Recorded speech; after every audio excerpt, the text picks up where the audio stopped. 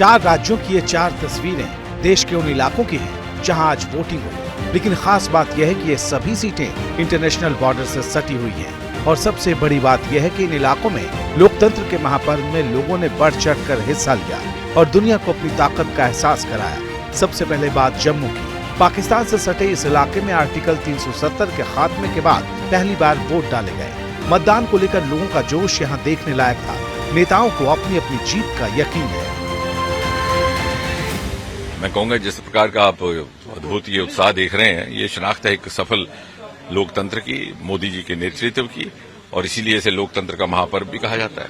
नफरत की दीवारें खड़े करने वाले को लोग वोट नहीं देंगे और लोग प्यार से, मोहब्बत से, जिन लोगों ने हमारी रियासत का दर्जा छीना हो, राशन डिपो से राशन छीना हो और जम्मू शहर को शराब और उसकी दुकानों में तब्दील किया हो और बड़े बड़े रिलायंस स्टोर खोल के छोटे दुकानदारों को ख़त्म किया हो, कैजुअल लेबर डेली वेजर को रेगुलाइज नहीं कर पाए, तो ये दर्शाता है बदलाव के संकेत हैं।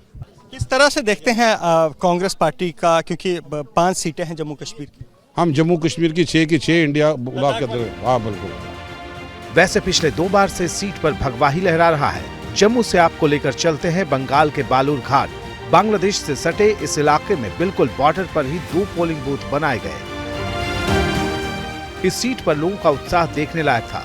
इस सीट से बीजेपी के सुकांत मजूमदार उम्मीदवार हैं। 2019 में सुकांत ने पहली बार इस सीट पर भगवा लहराया था। इस जीत से सुकांत का पार्टी में कद बढ़ा और वो अब बंगाल बीजेपी के मुखिया भी हैं। टीएमसी कार्यकर्ताओं और सुकांत मजूमदार के बीच बहसबाजी की तस्वीरें भी सामने आई। लेकिन भीषण गर्मी में भी लंबी लंबी कतारों में खड़े लोगों ने लोकतंत्र के इस पर्व को सफल बनाने में कोई कसर बाकी नहीं छोड़ी।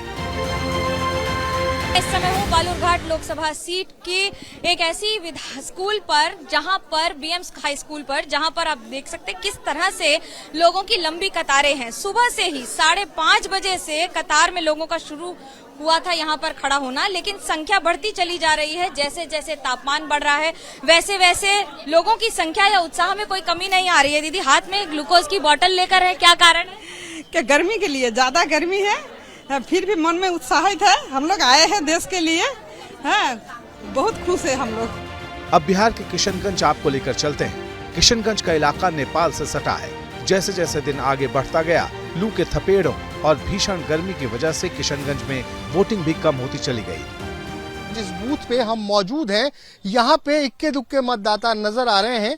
ये किशनगंज का बूथ नंबर 273 और 274 है। हालांकि सुबह से प्रथम चरण की तुलना में मतदान का प्रतिशत उत्साहित करने वाला था, लेकिन जैसे जैसे धूप तेज होती जा रही है, आप देख सकते हैं यहाँ पे तमाम बूथ लगभग खाली नजर आ रहे हैं। कुछ इसी तरह का हाल इसी प्रांगण के दूसरे कोने में मौजूद बूथ संख्या 272 की है, जहां पे सामियाने भी लगाए गए हैं, लेकिन वहां पे भी नजारा कुछ इसी तरह का नजर आ रहा है। इसी सीट से एक और तस्वीर आई, जहां वोटिंग के दौरान सुरक्षा कर्मियों को लाठीचार्ज तक करना पड़ा, जिस वजह से आधे घंटे से ज्यादा वक्त तक वोटिंग रुकी रही। सीआरपीएफ के कमांडेंट के समझाने के बाद ही यहाँ पर फिर से वोट डाले जाने शुरू हुए।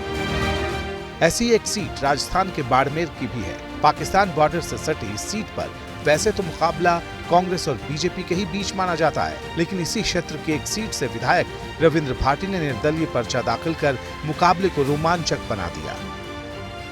बॉर्डर के इलाकों पर हुई वोटिंग ने न सिर्फ भारत के लोकतंत्र को और भी ज्यादा मजबूत किया, बल्कि पूरी दुनिया को संदेश भी दिया कि हिंदुस्तान से बड़ा लोकतांत्रिक देश दूसरा कोई नहीं।